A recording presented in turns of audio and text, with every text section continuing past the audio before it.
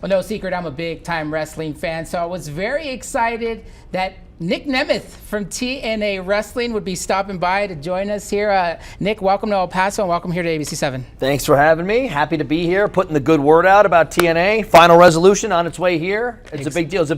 We like to give back to the fans who like to come check us out, and the fans of Texas, sure. El Paso, been there behind us every step of the way, and we're looking forward to 3 consecutive nights here. That's right, 3 consecutive nights in December, starting December 5th through the 7th. You were here most recently back in March for TNA Sacrifice. Sold out crowd, 2 nights at the El Paso County Coliseum. Just what were your take? What do you remember about that night? So I'm lucky. I get to have these special moments with the fans in different companies, in different years, decades, you name it. But actually having a special moment with my brother the last time we were here, cementing our legacy as the start of a tag team, and beating up Matt Hardy in a cage is a pretty good time. The Hardys have done it all. They are the absolute, probably most decorated team in history, and they're still rocking and rolling. So it is a big moment to be able to separate those two, take one out, and then let them know that we're here. We're the brothers that are here to take you out. So that set up a several month with tons of matches between us, but it was a very special moment. I've been to El Paso for matches maybe 20 times, and having that memorable one with my brother here the last time, and like you said, sold out. The fans make everything better, and when you're a hardcore fan and you love what you see, it makes us take it up a notch. You've been with TNA for more than a year now. You've done it all, been champions in other companies. How has this run in TNA been for you so far? It's been really fun. Like, the first thing I think of, like I just said, my brother and I, for 20 years, we missed each other by a minute here every step of the way. And we've done so many things behind the scenes, movies, TV shows, sketches, whatever. So I was hoping to be able to have like some chemistry in the ring with my brother, and it turned out right away we did. Yeah. So that brain behind the scenes plays out into the ring sometimes, and this is one of those cases. So I'm having a blast. I don't, some people are like, well, which title do you want to win? Who do you want to face? I love trying to outdo myself every single week. And if you don't have that as the goal or the objective, then you're doing this business wrong, because without fans, we have no show. And if you're not going out there to give them everything, then they're going to watch something else. Yeah. You mentioned you've been here to El Paso before. The Guerreros, big here in El Paso, from Eddie, of course, Chavo Guerrero, Vicky Guerrero. She's also an El Paso native as well. Yes. She was your one-time manager back in WWE. Just talk about that time. Vicky, absolute sweetheart. Booed out of the ring on every step of the way, which was one of the most beautiful things I've ever witnessed in person. Her and I were in the ring with John Cena on just one random night. We're actually in Texas somewhere. And we were scheduled to talk for a couple of minutes, go to a commercial break, and then get to a match. And she was booed out of the building so hard and so loud that I could not hear her standing next to me talking into a microphone, that we had to go to commercial break before we even came back to do something else. So that goes to show, like, she's a true pro. It's in their blood one way or another, the Guerreros. And I was very lucky to be with Chavo. He was playing a different character at the time. Right. Kerwin White, but I got to learn from him right off the bat. And the Guerreros, like, the first day we met each other, he was like, let's see what you got. And we rolled around amateur wrestling style just to see if I could hold my own and hang out there.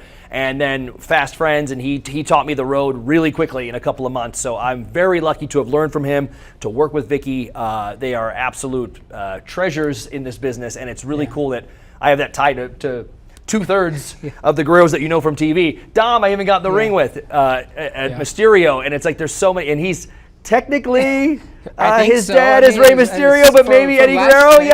From last check, and he kind of looks like him too. Yeah, you never know. So it's from that storyline that they had it, like having the tie into all of them. That's amazing. When you have it in your blood, you have like Randy Orton, Dominic Mysterio. They just have it in their blood to just be naturals, and it's great to be out there with real professionals. As a veteran in this business, Nick, nowadays, with NXT, this partnership that NXT has with TNA.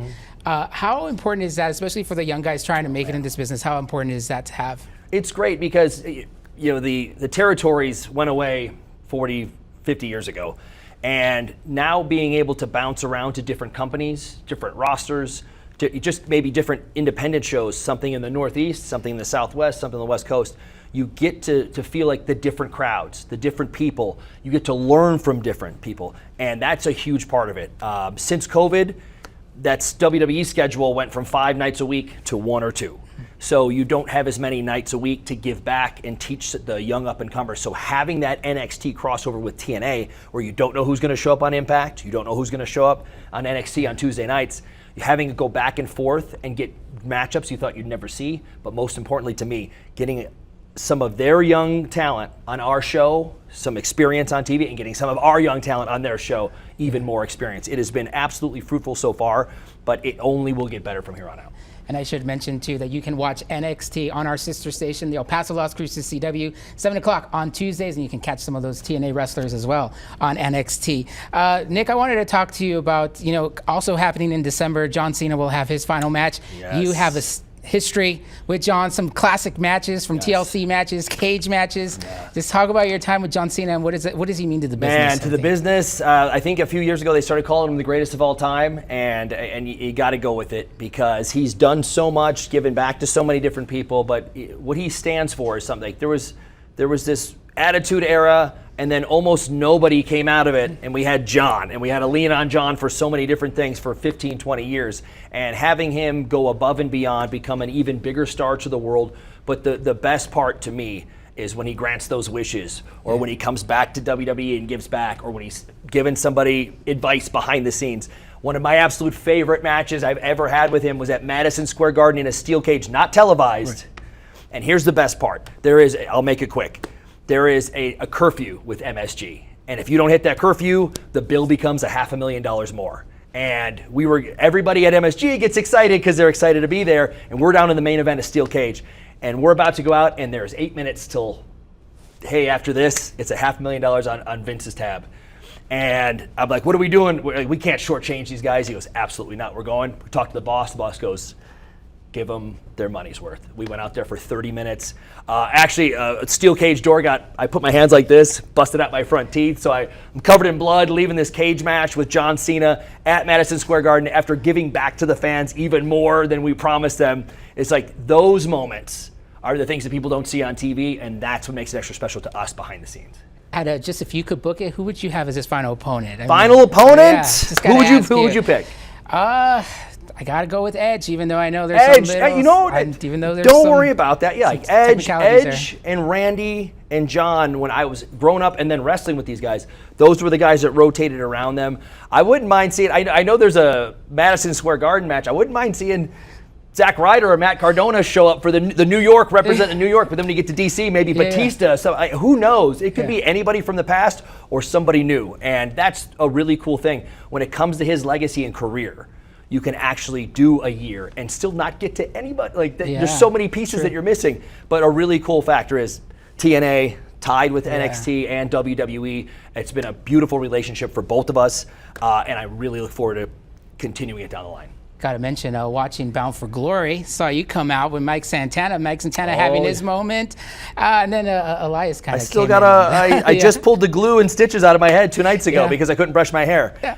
How cool would it be to get in the ring with Mike Santana though? I think it'd be fantastic, and I think it'll happen sooner than later. I have no idea, but just my goal for the last couple of months was like, we need that TNA title back in the TNA locker room, not in NXT. I love the relationship that we have, but we needed TNA talent to be holding that high, and I go, this is the last shot. Joe Hendry blew it. He thought he would just go around shaking hands and kissing babies, and then he lost the title.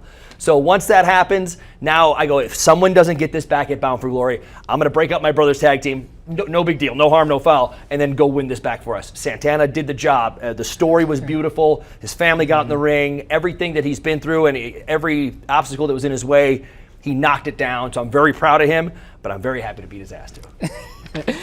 Again, those 3 consecutive nights begin December 5th through the 7th. What do fans need to know, Nick, if they've never been to a TNA wrestling event? Man, wrestling events in general, if you go to an independent show, a WWE show, a TNA, it's going to be a blast. If you've never seen one in person, my parents finally came to see me 5 years in, and they're like, this is crazy. It's like a rock concert and also a Broadway play and also fireworks and people. And it's the coolest stuff in the world. Plus some of the absolute greatest professional wrestlers and acrobatists, if that's a word. Acrobatists? Maybe. One of those two. Doing everything they can to give back to the fans. I'm telling you, because of the fan base here, it makes us take our matches up another notch. And we go out there to steal the show from every match ahead of us. And that's I love being last. I'll watch that whole show go, wow, that one just stole the show from that one. That's in the new lead. Okay, my turn in the main event to make this happen. I better take it up a notch just to be able to send everybody home and going, damn, I can't wait to go back to that TNA show. Yeah. Well, there you go. Let's go ahead and take the graphic for you. Again, that is December 5th. It's TNA Final Resolution. That is a TNA pay-per-view event that will be streamed live on TNA Plus. Then on Saturday and Sunday, the following days, we got some Impact TV tapings as well. So 3 consecutive nights of TNA action at the El Paso County Coliseum. Again, December 5th through to 7th. Tickets will go on sale Friday. But there's also a pre-sale happening right now. And if you want more information on that, you can go to the social medias for the El Paso County Coliseum to see what that pre-sale code is that's going on right now. My thanks, Nick Nemeth, and look forward to seeing you in December. Looking forward to it. And Friday, they're all officially on sale without a special password. So go get those tickets. We're going to do 3 nights. We're going to go above and beyond. I'm telling you, TNA is the place to be. We're red hot right now, looking to sell these nights out.